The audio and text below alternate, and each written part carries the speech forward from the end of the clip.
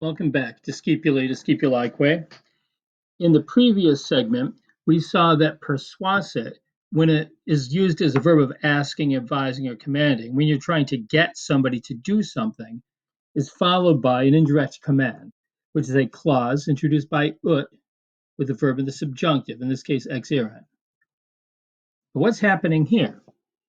We have, after exerent, we've got an infinitive phrase, per facile esse.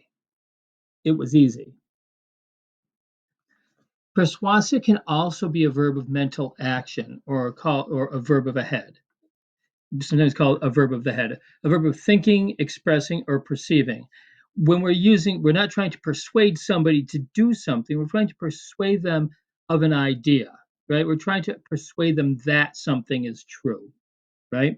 Then we're doing something very different there. It's not an indirect command.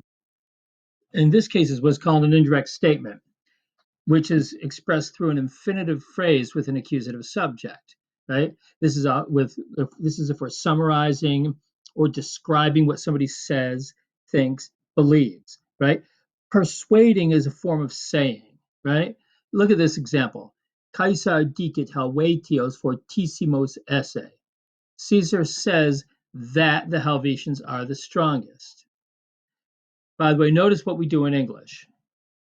While Latin uses an infinitive phrase for indirect statement, English goes a different way and uses a clause introduced by that.